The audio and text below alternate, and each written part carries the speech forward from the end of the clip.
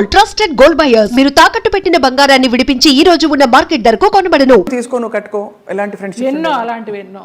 నేను రాగినికి ఎన్ని ఇస్తాను చీరల నగలు, పాపం పాడైపోయినవి కూడా అది మళ్ళీ రిపేర్ చేసుకుని అక్క నువ్వు ఇచ్చింది చూడు ఎంత బాగుందో కట్టుకున్నానంటుంది. అలాంటిదే తప్పించి నువ్వు కట్టుకుని ఇప్పేసిన చీర నాకు ఇస్తావేంటి అలాంటివి ఏం లేదు. ముందర అడుగుతుంది అక్కలకి ఆ వదిలినకి చీరలు తీస్తున్నాను అంటే అక్క నన్ను గుర్తుపెట్టుకో నాకు కూడా ఇవ్వంటది.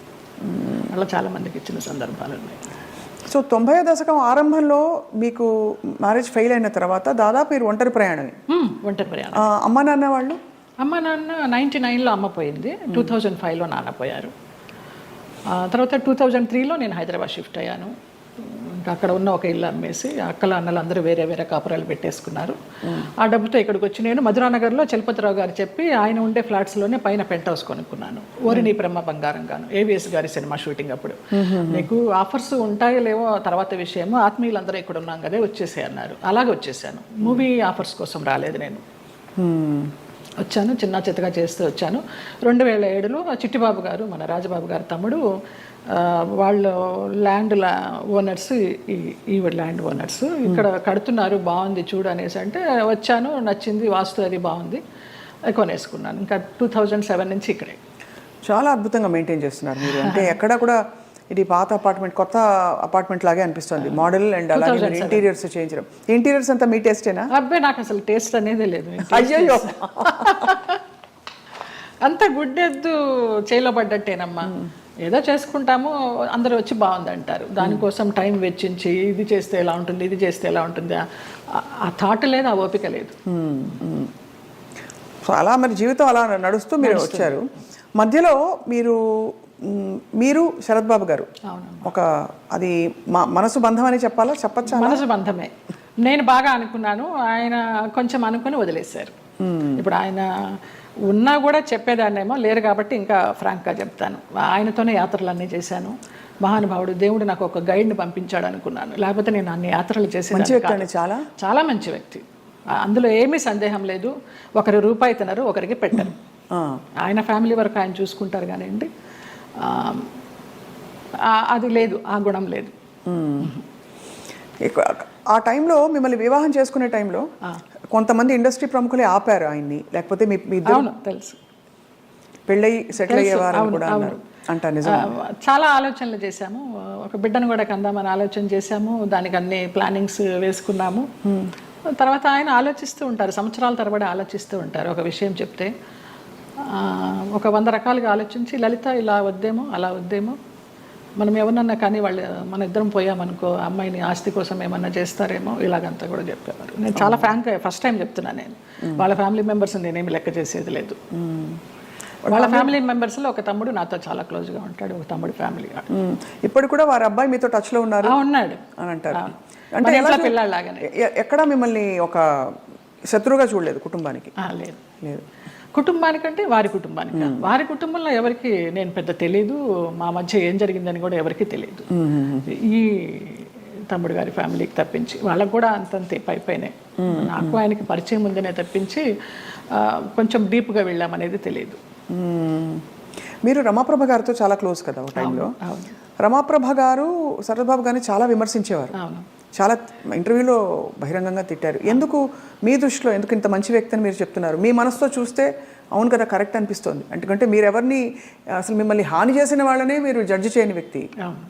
అలాంటిది అసలు అంటే మనం ఒకవైపునే విని చెప్పలేము కదా, మరి జడ్జ్ చేయలేము కదా. మరి అప్పుడు వాళ్ళిద్దరు కలిసి ఉన్న పరిస్థితుల్లో ఏం జరిగిందో అది నేను కూడా చెప్పలేను. కానీ నా వరకు ఆయన చాలా మంచి వ్యక్తి, చాలా మంచి వ్యక్తి. ఏ విషయంలో మీకు నమ్మకం కలిగింది?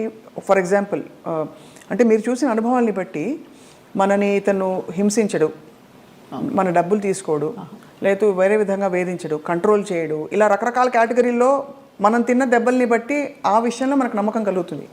ఏ విషయంలో మీకు ఒక భరోసా కలిగింది ఆయన? నాకు తెలియదు. నా అంతటి నేనే మామూలుగా బావా అని పిలిచేదాన్ని, వెళ్ళేదాన్ని. రమాప్రభ గారి కోసం అక్కకి ఏమన్నా చేయండి బావా అనేదాన్ని. అక్కకి చాలా చేశానమ్మా, ఇంకా నేను చేయాల్సింది ఏమీ లేదు అనేసి అనేవారు. అలాగా నేను ఈ గుళ్ళు వెళ్తాను, ఆ గుళ్ళు వెళ్తాను, ఈ పురాణాలు చదువుతానంటే ఆయన దగ్గర కూర్చుంటే గంటలు గంటలు అలాగా టైం పాస్ అయిపోయేది. అప్పుడు నేను ఒక ఆడదాన్ని అనే అభ్యంతరం లేకపోతే మీ వెంట తీసుకెళ్ళడానికి, మీరు యాత్రలకు వెళ్ళినప్పుడు నాకు చెప్పండి బావా నేను వస్తాను అనేదాన్ని. అలాగా మా యాత్ర కొనసాగింది సాగిందనమాట. అదొక అట్లా ఇంకా ఆయన లలిత లలిత అని పిలవడము క్లోజ్ అయినామనే చెప్పాలి. దాదాపు మీకు అంటే గృహస్థాశ్రమం లేకపోయినా వానప్రస్థాశ్రమం లాంటిది తొందరగా ఫాస్ట్ ఫార్వర్డ్ మోడ్లో కర్మలు అయిపోతాయి చూడండి. ఇప్పుడు మనం అనుభవించడానికి వచ్చిన కర్మలు అయిపోవాలంటారు కదా, అలా మీకు ఏదో రాసి పెట్టినట్టు మీరు దాన్ని అటాచ్ అయ్యారు, మళ్ళీ డిటాచ్ అయిపోయారు. అవును.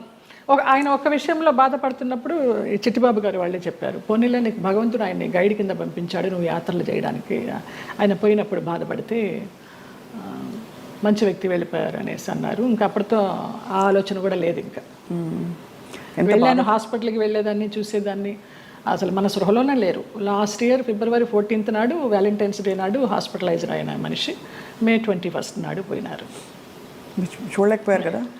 చూడలేకపోయిన వాళ్ళం. బావా బావా అని పిలిచేదాన్ని, అయ్యప్ప అని పిలిచేదాన్ని ఆయన్ని. ఆయన ఆధ్వర్యంలో ఇరుముడి కట్టుకుని నేను మండలం రోజులు అయ్యప్ప దీక్ష చేసి అయ్యప్పకే వెళ్ళాను. ఆయనతో వెళ్ళాలనుకున్నాను కానీ వెళ్ళలేకపోయినాను, నేను విడిగా వెళ్ళాను. అప్పుడు నేను ఇరుముడి కట్టుకునేటప్పుడు ఆయనే చెప్పారు నాకు మంత్రాలన్నీ. అట్లా అయ్యప్ప అని నా ఫోన్లో కూడా తత్వమసి అని ఫీడ్ అయి ఉంటుంది ఆయన పేరు. అయ్యప్ప తత్వమసి అంటే ఎంత మీరు మనసులో ఆయనకి చాలా చాలా ఆరాధించాను. ఆయనకి సేవ చేసుకుంటూ అలా ఉండిపోవాలనుకున్నాను. బట్ భగవంతుడు పడనిలా. లేదు, రుణం లేదు. అది అంతేనండి బంధాలు కదా, బంధాలు అంతేనా? మరి అంతే అనుకోవాలి. రుణం ఉన్నంత వరకు మనం కలిసి ఉంటాం, తర్వాత కూడబెట్టిన పుట్టిన వాళ్ళు మన బిడ్డలే. అలాంటప్పుడు ఇంకా బయట నుంచి ఎక్కడో వచ్చిన వాళ్ళు ఆ రుణం ఉన్నంత వరకే ఉంటారు. అది రుణాన్ని బంధ రూపేణ పశుపత్ని సుతాలయ. సో మరి ఉన్నంతకాలం కష్టపడి ఉంటే దాన్ని ఎలా చూడాలి?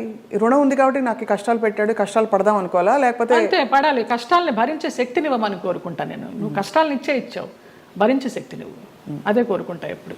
మరి ఎప్పుడు ఇది సరికాదు, సవ్యం కాదని ఇప్పుడు చాలామంది ఆడపిల్లలు, మీకు అయిన ఎక్స్పీరియన్స్, మీ పెళ్లిలో 6 నెలల్లో ఒక హింస, ఒక ఎక్స్‌ప్లాయిటేషన్ ఉంది, బయటకు వచ్చేయాలని ఆలోచించిన పరిస్థితుల్లో ఎప్పుడు బయటికి రావాలనే స్ఫురణ ఎలా కలుగుతుంది? బికాజ్ భరిస్తాం, సర్దుకుంటాయన్న హోప్ ఉంటుంది.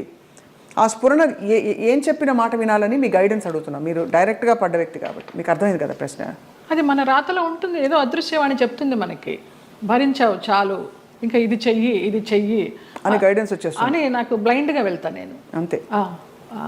అంతే, అంత డీప్గా వెళ్ళి నాలెడ్జబుల్గా చెప్పాలంటే నాకు తెలియదు, కానీ అనిపిస్తుంది, మనకే అనిపిస్తుంది. ఇంకా ఆ టైం అయిపోతుందని అనిపించినప్పుడు అది ఆటోమేటిక్గా వస్తుందని నేను అనుకుంటున్నాను. ఎంత ఇవాల్వ్ అయ్యారు మీరు స్పిరిచువల్గా, ఎన్ని కష్టాలు పడినా కూడా ఎంత పరిణితి తెచ్చుకున్నారు మీరు, అంటే జీవిత ప్రయాణంలో. నేను కేరళ డీటాక్స్కి వెళ్ళినప్పుడు కూడా 14 days ఒంటరిగా ఉన్నాను. అప్పుడు నా లైఫ్ స్టైల్ మారిపోయిందమ్మా, మైండ్ సెట్ కానీ లైఫ్ స్టైల్ కానీ. ఎంత భయస్తురాల్లో నేను, చిన్న విషయానికి భయపడిపోతే, ఎక్కడన్నా నొప్పి వస్తే, ఇక్కడ నొప్పి వస్తే బ్రెస్ట్ క్యాన్సర్ ఏమో, ఇక్కడ నొప్పి వస్తే అపెండిసైటిస్ ఏమో అని. అస్సలు లేదు. ముక్తినాథి ఎక్కి నడిచి దిగాను -degreesలో మొన్న. అవునా? మొన్న రీసెంట్గా 4 days అవ్వలేదు. ఆ ముక్తినాథి ఒక ఇన్సిడెంట్ చెప్పాలి స్వప్న.